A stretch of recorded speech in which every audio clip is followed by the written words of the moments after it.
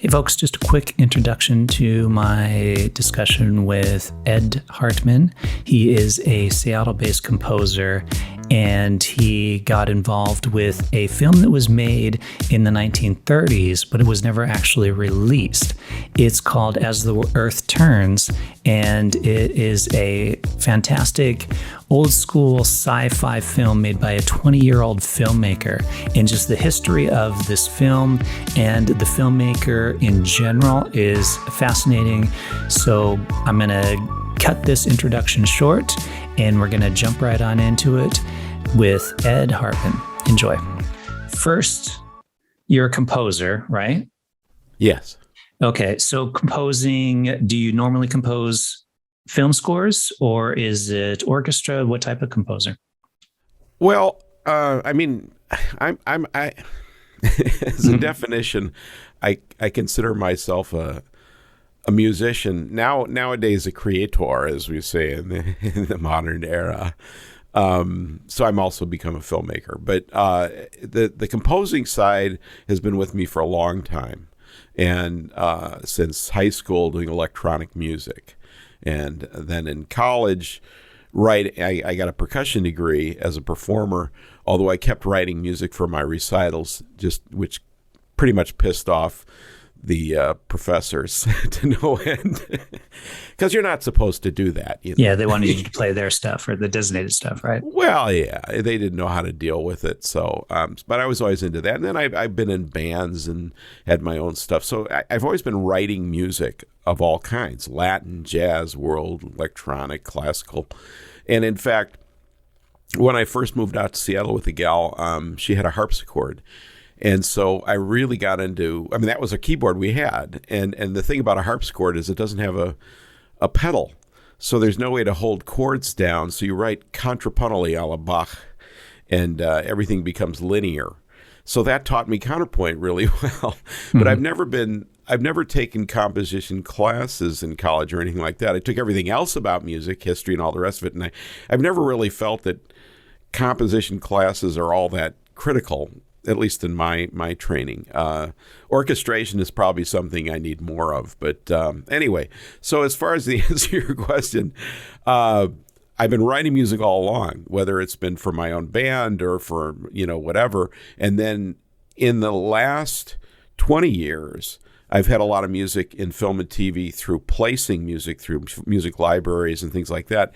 And then that started pushing me more and more into film scoring through opportunities that presented themselves somewhat related to that. I got more comfortable composing and recording my own stuff, because nowadays, as composers, we're not just sitting down at the piano and writing a piece of music and having somebody else play it. We actually have to be an orchestra, and the way I'm putting it these days is technology caught up with me, so that as I had a Porta Studio cassette in the '80s that allowed me to overtrack, but it really was never the quality to quite get to CD level, though you could kind of fake it. In the 2000s, I was able to get the Tascam digital Porta Studio. And that allowed me to start overtracking. A lot of those tracks have done very, very well to this day. As Logic came in for me, a DAW, digital audio workstation, I was able to not only create music of all kinds for orchestras and sampled instruments and stuff like that, but also score it to picture, to synchronize it to film. And that opened up a huge amount of doors for me. So it's been a really wiggly path on how to get here.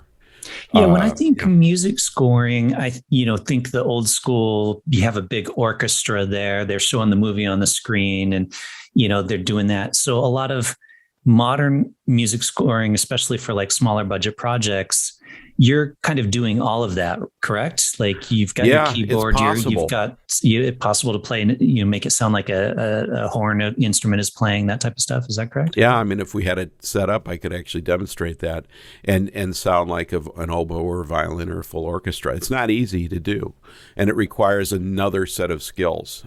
You have to understand how musicians play their instruments, and then have to get really high quality samples. And then it has to all be I mean, there's just many parts of the puzzle to have to deal with it.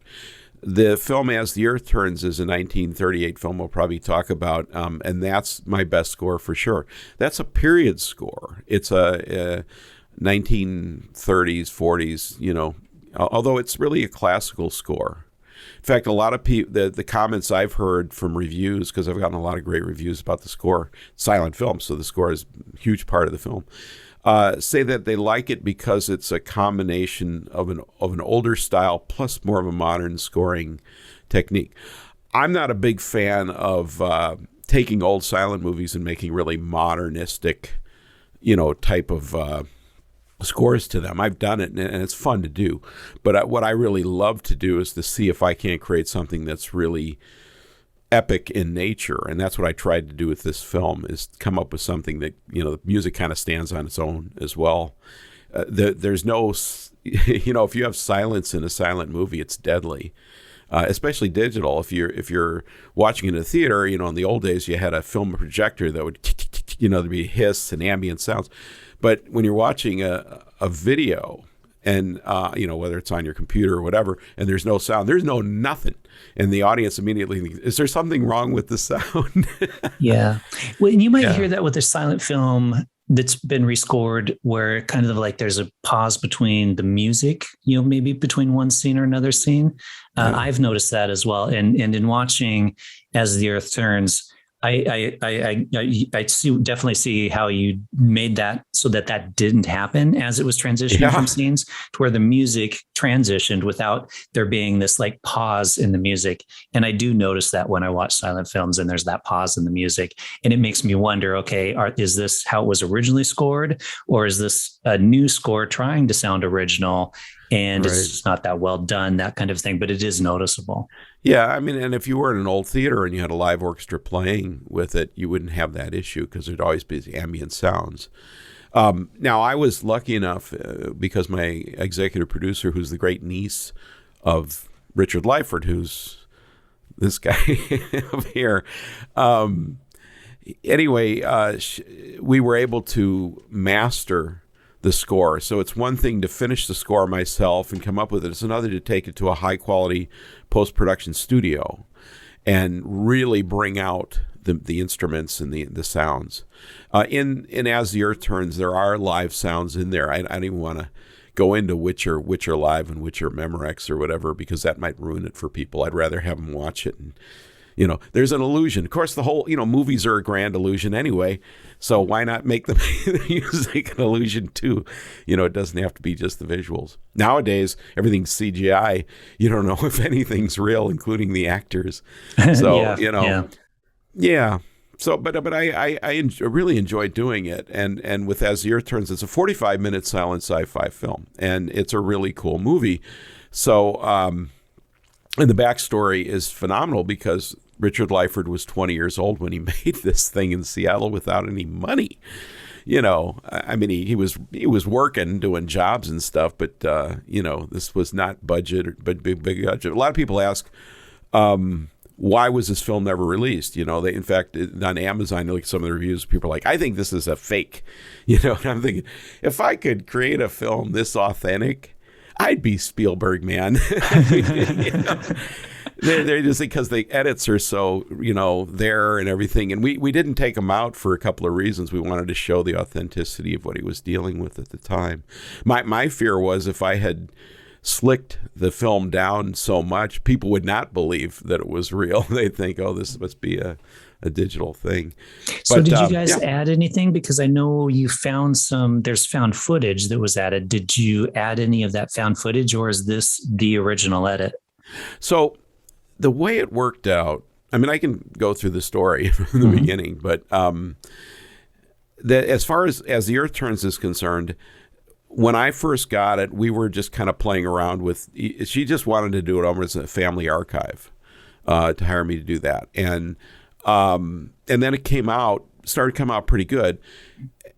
So sorry to interrupt there. So his niece, they just had a copy of it. It had never been released. And they're like, okay, let's get this scored just so we can have it for ourselves, kind of a thing. So they reached out to you to help score it. Did you know her already, or how did that connection happen? Let's take this way back, if you don't mind.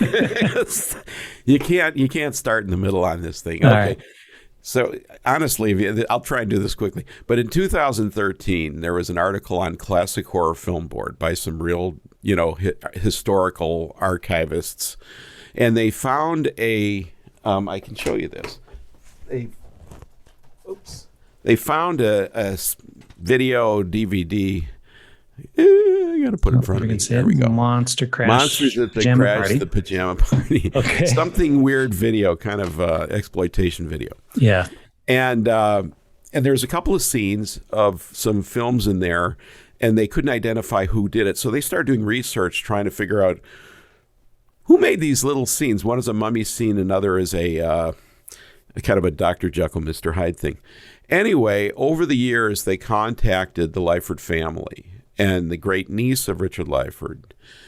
She started to get involved in this, and she wound up grabbing the film estate from Chris Lyford, the son, for archive to make sure that everything was okay. And so, which I now own.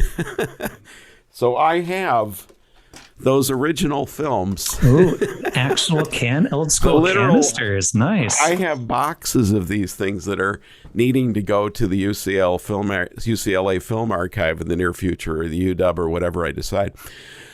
Okay, so I teach percussion, drums and percussion, and I taught a student years ago, and his mother started to take some percussion lessons from me in 2017.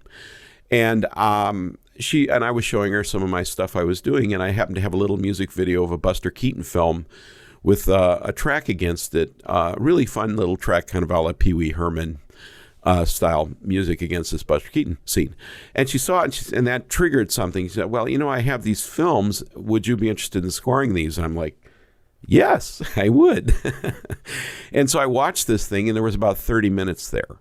Over the next month, as I was scoring it, we discovered another 13, 15 minutes that brought it up to 45 minutes. It possibly was longer, but we've never discovered any more footage. I wound up getting involved in editing, producing, and the whole thing. I mean, I got drafted. Yeah. And this became my life for the next several years, aside from doing all the other thing I'm doing. That's why I'm here. So those were the scenes, and I had to kind of put them together and figure out what was what, because I really didn't know. But I was noticing that the film I had was kind of missing some things. There were some skips, and I went, what was that? And I'm trying to score this at the same time. Another really wild story about it is about halfway through the scoring, we had started doing more research about Richard Lyford, and he had written articles, and we're starting to read them. And I was so focused on scoring, I really wasn't reading that information, but she was. And he had started to experiment with dual turntables synchronized to projectors, and I found out recently even cameras, which scared the bejesus out of me, because that means he had a playlist of records he was playing along, which means he had what we call reference tracks. Yeah. And one of the problems with scoring a film with a director that's no longer around is you really don't know what he would like. Luckily, the pieces he chose, like Tchaikovsky and Dvorak, were kind of close to my choices, so I feel good. And I've done interviews with his son and all the rest of that, and I've confirmed that I think he would be very happy with my score. How did you know those were the pieces that he chose to go with it? Did he have notes or something? No, we didn't know. I'm saying we didn't know that, but in my interviews with his son, he told me what he remembers. I see. Of musical choices that his dad was interested in and had mentioned and things like that. And I've gotten really involved working on a documentary about him as well. Yeah, I saw that. Yeah. So why was the film never finished? Was it because he got the offer to go to Hollywood? Yeah. I mean, basically, he had done 9 films before he was 20. Yeah, that's impressive. Mind-blowing. 16 millimeter. He's pretty much developing his own film. I mean, he has a basement studio that seats 50. And I'm working on a biopic script about his first 20 years. And the log line for that is Andy Hardy meets Orson Welles. And I'm realizing I'm dating myself by saying Andy Hardy because people look at me funny. Andy Hardy was a character. Well, give it a few years, you might be dating yourself by saying Orson Welles. So there you go. That's right. So Andy Hardy was a character or Mickey Rooney played against Judy Garland, and they were always putting on a show in the backyard. It got bigger and bigger, Busby Berkeley musicals in the 30s and 40s. Richard Lyford was that with film. Each film got bigger and more people involved. And As the Earth Turns was kind of his opus. It was really his film school, master's thesis.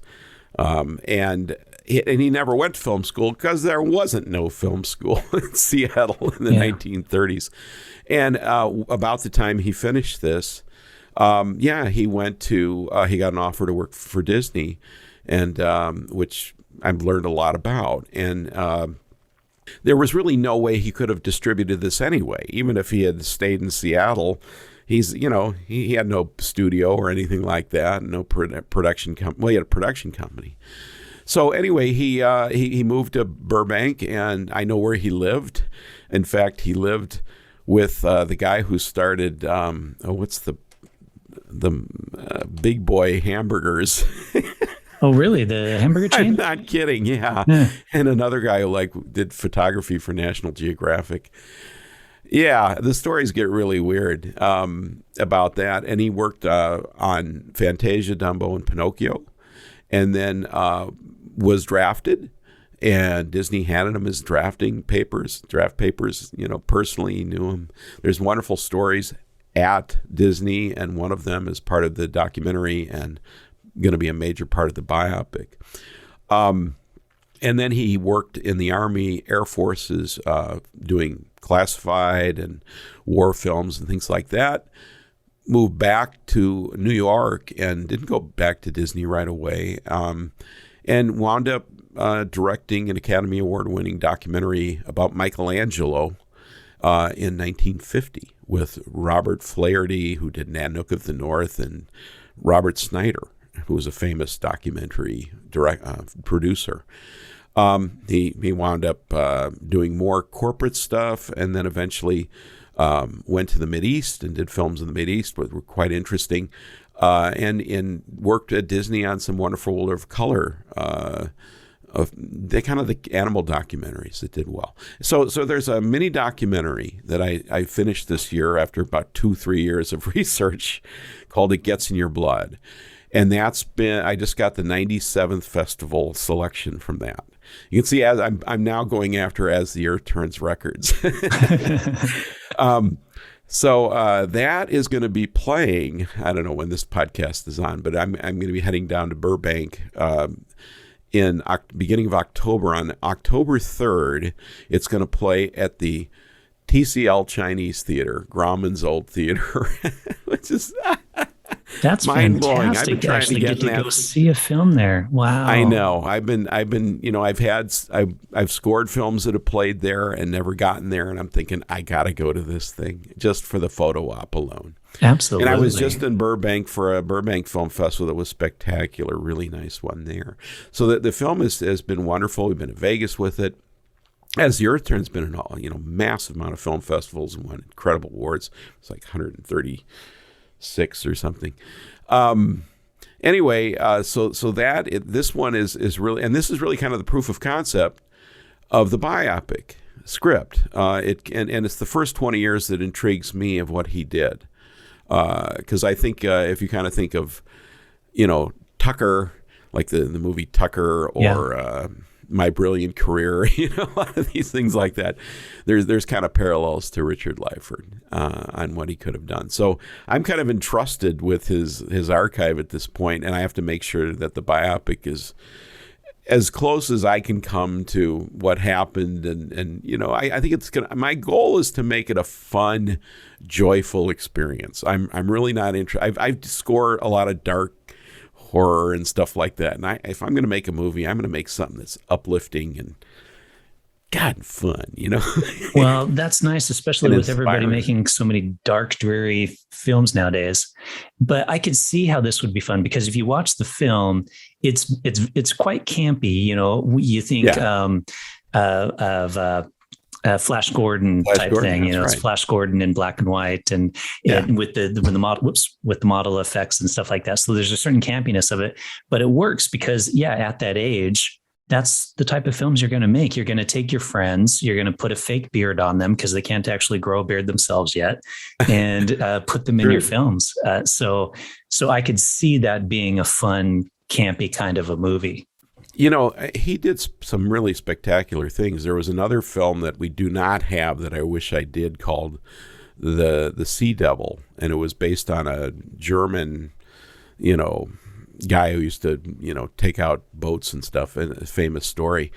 And he had 100 people in that cast. And you know, there was, I don't know how many models of airplanes and boats, and he was blowing stuff up, and you know, all over Seattle. So you know, he was really ambitious with this stuff. And you know, as much as you can forgive him for the effects and things, because he tried to do this with, you know, just as whatever effects he could pull off. This was outside of Hollywood. You can't put it up to the same standard. Yet, as a storyteller, that's where he excelled.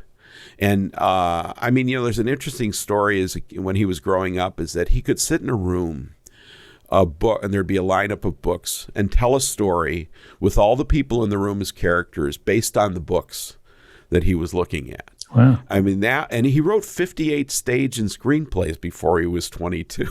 You know?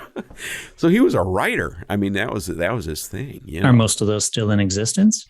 No, Oh, can't no, find them. no, I that's know. terrible. And what I have of the film estate really is just these two fragments, which are, and all of this stuff, as much stuff as I could kind of pack in, is on a DVD Blu-ray. If you go to As the Earth Turns, there's links to that. And that just came out this summer. Okay. That was a job putting that together. But it has As the Earth Turns, other things, some interesting, you know, backup materials, the documentaries in there. You know, and I would recommend people check that out. Oh, the other really huge news is that As the Earth Turns is going to be on Turner Classic Movies on Halloween at 9 o'clock Pacific, which is midnight November 2nd East Coast. But that is just an unbelievable circumstance that is happening. And I was able to negotiate that with TCM myself, which was really, really nice to pull off. How did that come about? Did you reach out to them, or did they see it at one of the festivals? Or well, I lobbied. Okay. I think that took a year to have come together. I got to know people there and found my way in, and just kept pushing. And as the film got more and more, you know, performances and festivals, they started to get a little more interested in it. And then it, you know, it actually was in their contracts since 2020. What's kind of interesting about that is they probably, originally I thought they were going to put it on last year in the fall, and it just got pushed off. And what makes this even more interesting is on Sundays on TCM are Silent Sundays. So Halloween coincides with Silent Sundays this year, and that only made it more spectacular. The serendipity that's involved in this entire story is off the wall. I mean, it's just it's incredible. None of this should have happened. You know, I mean, this goes back to people all over the world finding stuff and connecting. You know, this couldn't have happened in another time. You know, this had to happen now. And Richard Lyford, I mean, this took 80 years. You know, from the point or over 80 years from the point he created this film to where it started to be seen again.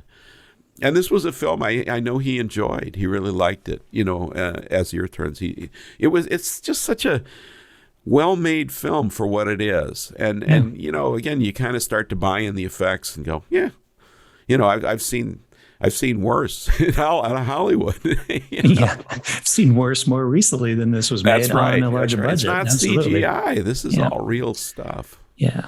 You know? And it's fantastic that it is being seen now and then it was recovered, because I mean, you hear so many stories about movies throughout history that were made that we'll never see, because of the film stock was ruined at some point in time. It was, any of those kind of things that have happened to it. And you hear that on much more well-known, larger productions. Yeah. So something smaller like this that actually managed to be saved and is made available, I think is fantastic. I think that's, well, like and I know that some of the archives are very interested in this stuff. And a lot of the films I have, and we've scanned everything, so we have everything digitized now. In fact, one of the films he did in the 60s was a color 35 millimeter film for the African Pavilion at the New York World's Fair in 1964. And it was kind of one of those short 10-minute things. You'd walk in the pavilion, they'd show a movie about the culture and the science and all that of the era. This is a really well-made film. Ossie Davis narrates it. He had, all the countries involved. And it's beautiful. And it was washed out. It was red. And I brought it to a scanner guy, a professional place in Seattle, and they brought the color back. I couldn't believe how they do that. It blew my mind, and it's really a nice looking film now. So there's a lot of treasures in here. A lot of the stuff he did was for other companies, educational films, things like that, things you would have seen, in elementary school about science, and stuff. And I think he would have done more narrative. If he had the opportunity, but because of the timing of war and everything else that's going on, for whatever reason, he never got back to it. The later films he did, this film Island of Allah or Island of the Arabs, was done in Saudi Arabia. He was did films for Aramco. It's a beautiful picture, and it's a story for sure, but it has narration because of translation and all the rest of it. But I know, based on my discussions with his son, that he would have loved to have done Raiders of the Lost Ark or something like that. And so, I think As the Earth Turns, to me, stands out as the closest he got to true narrative original filmmaking that wasn't necessarily based on history or, documentary oriented or something like that. And, unless there's something we don't know about, there could be on there. But I'm thoroughly involved in this thing. And, I hope the biopic will show all of this, because I think for a filmmaker to watch it, even just to watch the documentary, a lot of filmmakers I've shown it to are like, yeah, and I think I have had challenges. You can make a movie with your camera, with your phone. I've done that. So, he had to shoot all this stuff on 60 millimeter, and it was not easy to pull it off. No, well, and develop it and pay for it, and lighting right. Back then, wasn't you didn't have fancy LED panels laying, that you could order on Amazon back then. And he was a great artist. I mean, he could do his titles. One reason why people, like you can kind of see behind me, that's an animated title in the movie where it's kind of exploding, that sort of thing, or coming back in reverse. He could do stuff like that in his teens. And that's, I'm sure, another reason why Disney was very interested in him. But I think that also got him work around town doing signs and stuff like that. I'm beginning to learn a little bit more about that, and I think that gave him a visual eye for the scene, and because there's some, like in As the Earth Turns, there's a scene that's just awe-inspiring after a big earthquake in the White House, where there's two aides or two of the European generals fighting it out, staring at the president in the middle, and they just kind of look at him. And there's just something eerie. I had to put a really intense piece of music under that, because it just, to me, that's a moment in that film that just, is everything on there. Did his family have money? Because the locations, he had a lot of locations, the props. Even there's the scene with the reporter driving around. That's a pretty nice car that they're rolling around town in. Yeah. So I'm curious, and I know his parents were in the lumber business. Is that correct? Yeah, they had money. According, and that this is a big question for me, because it really does change how the story evolves on what you understand about it. It didn't necessarily mean he had access to that money. Right, of course. Yeah. But no, he had a family of, there were 4 kids, and they were, I think, what would have been more of a middle class existence now. So I don't think they were necessarily, high end rich or anything like that. I think later some of the family made some money here and there, but not necessarily. I think that the father was kind of in more of a scientist for lumber business, did research and things like that. But they did okay. I think the car was a friend of his family or something like that. But what he was able to do was to use locations. I mean, there's a scene at a place called Gasworks. It's still around in Seattle. It's an old gasification thing. And they literally were running away from the guards on the way out. I mean, they were guerrilla filmmaking all the way. There's a scene where the radio guy is picking up the messages from Pax, who's kind of the Dr. Evil character that Lyford plays. We figured this out, that a house maybe a few blocks away was run by, this is phenomenal, 10 years before that movie, there was a guy who was a well-known politician in Seattle, but he wound up going to jail running a gin mill or whatever. He's bootlegging. Right. And he was also kind of a radio guy. He'd create his own little radio station. That was that room. I matched the drapes. So when this guy was probably in jail by now, but that room still existed, and that's where they wound up filming that interior. So there's just incredible little, when you start looking at every scene at Boeing Field or whatever, he's in a plane. That's another one, exactly, because there's this stuff of them getting on the airplane there. Yeah, he had access to that stuff, and he was into planes big time. That whole family was always into air, and Boeings were.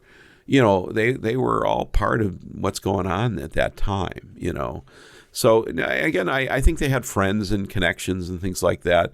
But in the end, he still had to work his tail to have all that stuff. And, it was not easy. And everybody got involved. I mean, the mom was making dresses and things like that. So, or, costumes, but some of this stuff had to be done in mass. I mean, for that Sea Devil, they had 100, costumes and makeup and, that took some time to do that. I think that film actually in the end took about 3 years to finish. He had to keep coming back to it because, so he really, I think he was working on multiple projects at times. And some of his stuff won awards, and in 1936, $100 award was worth $1,000 at least. So that gave him some working capital. And I do know, from resources of the family, that throughout life, any money he had immediately went into the next production. Nice. Which is classic filmmaker 101. Yeah, absolutely. Yeah. Yep. He must have been a very charismatic person as well, just to get that many people to work with him and stuff. So he was, and some of the other family members, nieces of his and things like that, always considered him a really wonderful, warm guy. And I think he was always entertaining. And he generally led a fairly happy life, although I think later there were issues with health and who knows. And that's one reason I'm afraid to go beyond his 20th year, when he goes to Disney, because I just don't know enough about that. And that starts getting into times where, who knows? If the biop gets produced of the first 20, maybe it becomes a mini series and it gets into further, but it may become more speculative. And it could be a much more dramatic and serious film, watching the development of a filmmaker who is on a very different trajectory than what he might have thought it was going to be. And I speculate that being at Disney is not known for developing filmmakers. It happens, but you don't know who went there. In other words, Disney is they're not going to put the light on people that are working there. It's a team effort. And the only person you ever hear about at Disney was Disney. Yeah. It was, it's a Disney movie. Now with Touchstone and all these other brands that they've created much more of a distribution network. What's been so cool for me is because during As the Earth Turns festival run, I was in LA a number of times. We actually submitted that film to the Oscars in 2019. This is off the charts too, because first of all, it's free. It doesn't cost any money to do it. And because the film was 45 minutes, it qualified as a feature. I didn't realize that, but I think it was 40 minutes or something. Being 45 minutes was interesting from a festival run because some festivals considered it a short. It's like I could kind of double my efforts that way. That annoying period where it's too long to be a short, but too short to be a feature. Yeah, and it's not a practical film and a theatrical thing. But so if you're going to do an Oscar run in the 2019, not pandemic, where you couldn't do it, but you had to do a theatrical. So we did a 7-day theatrical in Glendale, California, at the Laemmle Theater there, the chain of the Laemmles, which goes back to the, Phantom of the Opera, or not Phantom of the Opera, Dracula, Carl Laemmle. Anyway, and as it turned out, the theater was 1 block away from the YMCA that Lyford stayed at when he first got to L.A., and so I visited them and talked to people there. So, I was just in Burbank, and I drove by his place he first lived. And I'm thinking, man, I am walking the streets. He was walking back and forth to Disney and Buena Vista Studios and drove by there. And, my goal is to get in the gates there in the near future and discuss this biopic idea. So that's where this is all hopefully leading. I don't know if I'll have luck at that or not.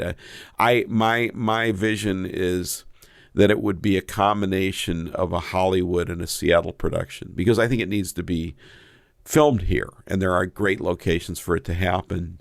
Well, guess what? Park is still there. Just looks a little different. Yeah, I mean, you could work with it, the interiors and all the rest of it. But that's the goal, and I don't know where that's going. As a composer, I continue to score films.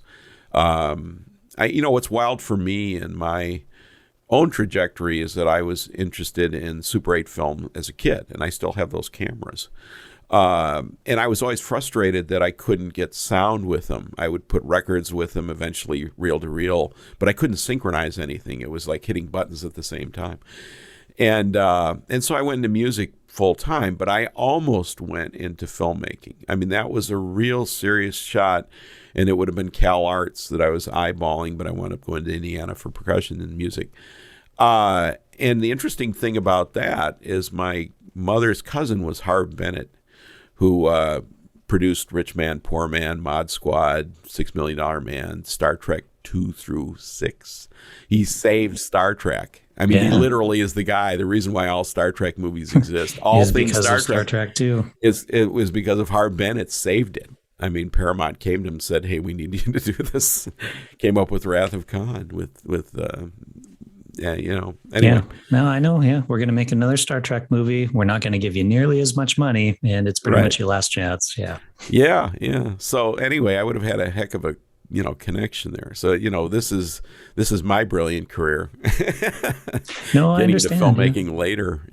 How is his family responding to all of this, the film and all of the work that you're doing? Well, there's not many around in the Lyford family. Did he have? He had a son. He had a son, and the daughter is no longer around. And then I get as a niece that I know. They love it. I mean, the thing is my co-producer of all this stuff has been incredibly supportive on this. I could not have done this myself in any way. And in fact, it's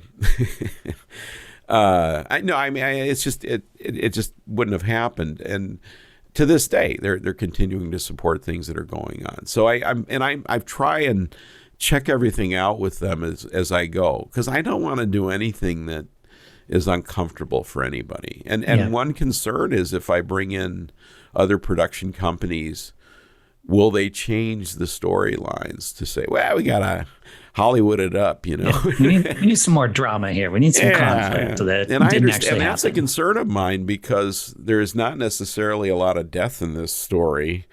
And the kind of things that you kind of need. But I think, again, if you look at the movie Tucker, That's a film that has a really joyful kind of a message. He had problems, but it wasn't a matter of somebody dying. It was a matter of fighting, big companies, big companies. And in this case, it was kind of the fighting the technology and all the rest of it. I think that'll be the thing.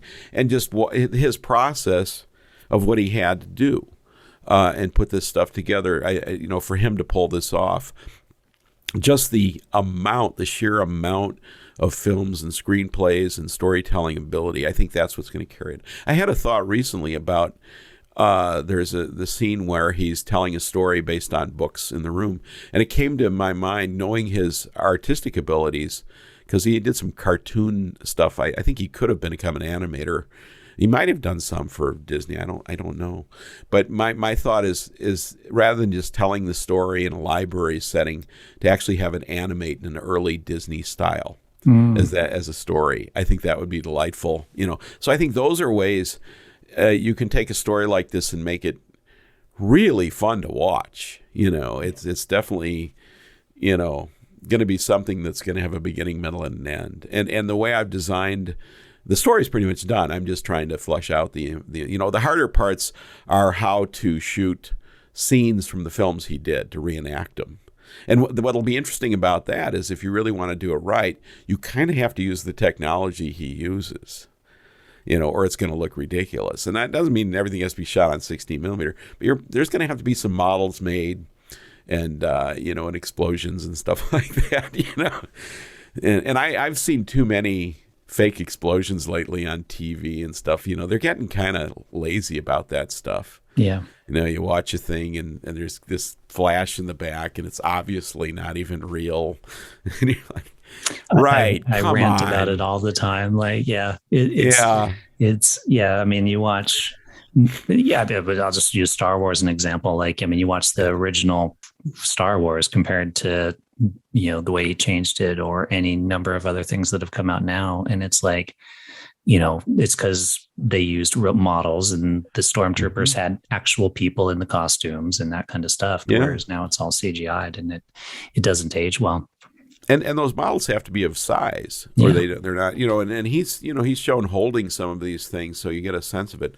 I know like with Star Trek that the Enterprise was pretty sizable. Yeah, the original one was huge. Yeah. Mm-hmm. Yeah, you couldn't hold it, No, it was massive. Yeah, but these weren't of that level. But I'm impressed, and he blows stuff up, so he had to blow up some of those models.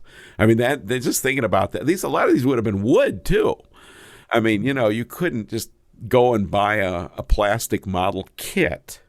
Necessarily, somebody had to create these things. I'm still mind blown on how did he make this stuff? Exactly. And it's impressive too that he was willing to destroy his stuff that he made. Because it's like, well, can't use that for the next film. Like the train going off the bridge into the lake kind of thing. It's like, there goes that train. Well, and just that whole trestle, how he designed that, and he blended some real footage in there, and it looks a little fudgy, but man, you buy it, you go, okay, it's intense. I think the phenomenal aspect of this story is the sympathy one builds up for Pax by the end. I think that is really spectacular. I think you have done something. If you can do this in a silent movie, on a short story like this, and somebody who's done honestly horrific things, if you start thinking about what he did, based on the story, and then by the end you're kind of rooting for him, like, wow, it's pretty impressive. Yeah, that is good. So where can people find the film if they want to see it? Turner Classic Movies on the 31st of October. Yes. So it'll be, again, 9:00 Pacific time and then midnight East Coast. And it'll be on a few more times on Turner Classics. As the Earth Turns is also on Amazon and TUBI and Google and YouTube. It's through Indie Rights, a distributor. It's a really interesting distributor. And then my documentary, if you go to edhartmanmusic.com. Sorry to interrupt. How did you find the distributor? I'm always fascinated how people find distributors for their films, I think. Well, we did a lot of research and actually got help finding that from somebody. Okay. There was another one I I could have gone with, maybe should have. Who knows? I don't know. The thing about I'm like Lyford. I'm kind of my own guy. I'm not sure I'm ever cut out to work for companies and things like that. I've always kind of run my own business. I ran a drum shop for 25 years. So Indie Rights is a do-it-yourself kind of distributor. They take a very small percentage comparatively, but you actually still have to do a lot of the work. And just prepping. What you learn about as a filmmaker, being a filmmaker, is not just shooting a film as a director. It means you have to take all these assets and get them to the distributor, and that's and to festivals. You have to understand what we call a DCP, which is a digital cinema package. All sorts of ways of getting your film finished and then put into distribution, and it's a lot of work. Just getting the DVD worked out took a number of people to help, to author the DVD, to do the artwork. And I did as much as I could, and I've learned a lot through the festival submissions on putting together PR, which I was always somewhat okay at. But just that ability to do that, you have to take all this stuff and keep reorganizing it. With my documentary, I've gone through the same process. The doc wasn't designed to be distributed originally. I just did it as a support for As the Earth Turns, as a kind of a backup, story for that. And it's turned into a life of its own, being in all these festivals. And my goal is to combine It Gets in Your Blood, As the Earth Turns, and others, and actually do more theatrical presentations. And I'm starting to get some interest in that, and offering that to organizations, film history organizations, retirement centers, things like that. I've done a few presentations live or online, because I love telling the story about the film and the filmmaker, and that makes a really interesting presentation. Yeah. As opposed to just watching kind of a movie and going, what was that?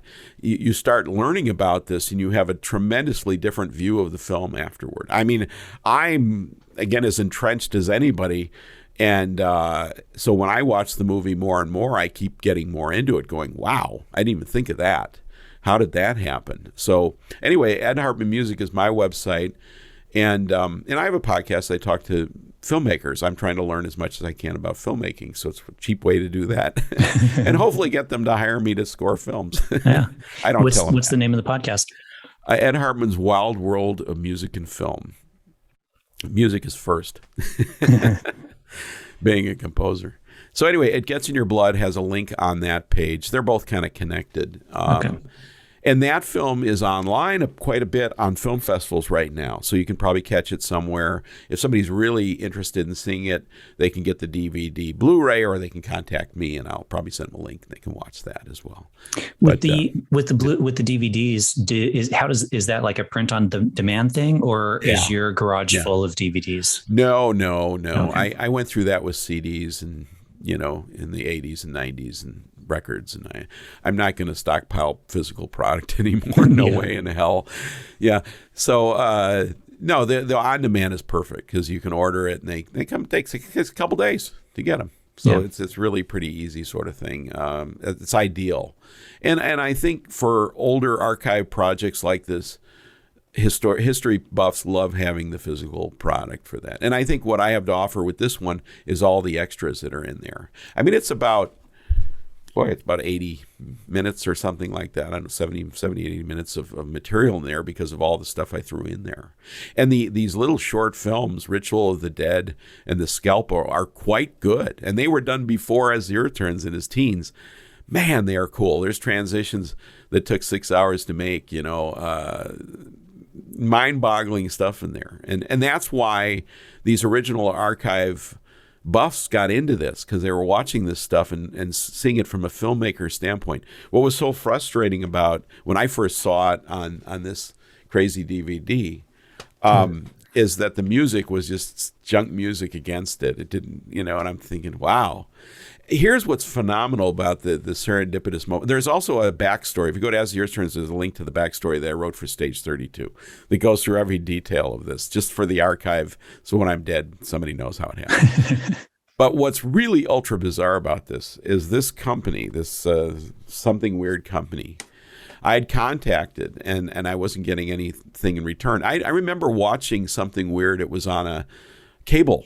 You could watch a channel, and it was kind of weird, like, actually what's kind of funny about it is, it was kind of like Mystery Science Theater without the the catchy without stuff. the commentary. It was the real stuff. And they're actually showing just the films. Yeah, just kind of dumb educational movies, possibly stuff that Lyford did. Anyway, as it turns out, that company is based in Seattle, something weird. And the guy who started that company passed away. And I finally was able to connect with his widow. And I was able to get this film that I just got from them because we were trying to track it down because we didn't have that one. So we could scan it correctly and all the rest of that. She was 2 miles away from my house. Wow, the whole time. And I went over there and she found it. And That is unbelievable. Yeah. I mean, not even close to where Lyford lived in Seattle. I'm on the north side. So, it didn't make any sense. So she was gracious enough to give it to us. And we, said, sure, keep it on the DVD. We're going to mess with that. But I own the LLC of A-Sense Productions, which owns the film estate of Richard Lyford and the film stock. I own all that too. So, above and beyond my composing, my goal is the trifecta is to create the biopic. And then really, I think I have something that's very interesting that you don't run into. I think having a film like As the Earth Turns set up a potential release of a feature film is pretty amazing to have. And that just doesn't happen very often. This is like finding an Orson Welles movie. It really is. And in fact, that Orson Welles movie that came out, The Other Side of the Wind or something, I watched that. It's a really wild, bizarro movie about L.A. and Hollywood with John Huston and stuff. And that was found after a measly 50 years or something. And we beat them with 8. They're 50. We got 80. Whatever. Yeah.